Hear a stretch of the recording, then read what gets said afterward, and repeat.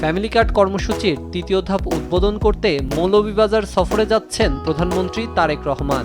এই কর্মসূচিকে ঘিরে প্রান্তিক ও অসচ্ছল জনগোষ্ঠীর মধ্যে তৈরি হয়েছে ব্যাপক প্রত্যাশা। বুধবার সিলেট এমএজি উসমানী আন্তর্জাতিক বিমানবন্দর হয়ে মৌলভীবাজার পৌঁছানোর কথা রয়েছে প্রধানমন্ত্রী তারেক রহমানের। শ্রীমঙ্গল ও রাজনগরে নির্বাচিত পরিবারের নারীদের হাতে ফ্যামিলি কার্ড তুলে দেবেন তিনি। মেম্বার চেয়ারম্যানের গেছ থেকে কোনো একটা বার্তা পাইছি না। পাইছে, আমরা খুশি আছি।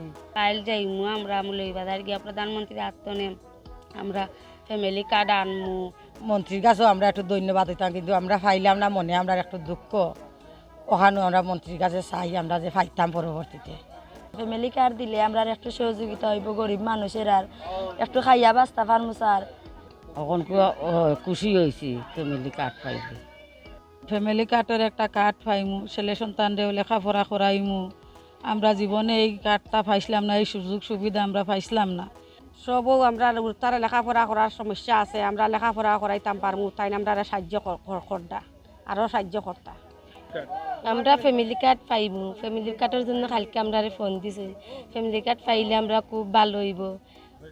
এখন কার্ড পারা, এখন টাইম দেরা, এখন আরামে খাই। এবারের ধাপে মোট ৩৬০টি অসচ্ছল ও প্রান্তিক পরিবার পাচ্ছে ফ্যামিলি কার্ড। স্থানীয়রা বলছেন এই সহায়তা তাদের দৈনন্দিন জীবনে ইতিবাচক পরিবর্তন আনবে। সবাই আনন্দিত, আর আশা করি আমরা যারা দুই একজন যদিও বাকি থাকে যাচাইয়ের মাধ্যমে করলাম, যে পরবর্তীতে আমরা যাচাইয়ে সেকেন্ড টাইমে আমরা হল পাওয়ার উপযুক্ত আছি। বাকি 19টি জেলায় এই মৌলভীবাজার থেকে একসাথে উদ্বোধন করা হবে। সেই জন্য আমরা মৌলভীবাজারবাসী খুবই সৌভাগ্য।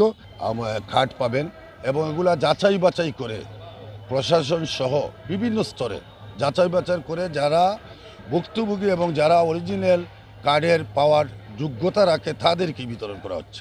4-5 স্তরে আমরা এটা তদন্ত করেছি। তদন্ত করার পরে সবশেষ আমাদের উপজেলা কমিটির সিদ্ধান্ত অনুযায়ী 152 জনকেই মাননীয় প্রধানমন্ত্রীর অনুষ্ঠানে মৌলভীবাজার যে অনুষ্ঠান হচ্ছে ফ্যামিলি কার্ড বিতরণ অনুষ্ঠান, সেখানে রাজনগর উপজেলা হতে 152 জনকে ফ্যামিলি কার্ড বিতরণ।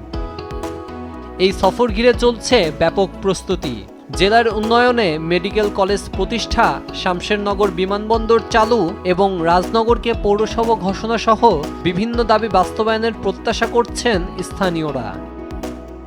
নিউজ ডেস্ক, দেশ টিভি।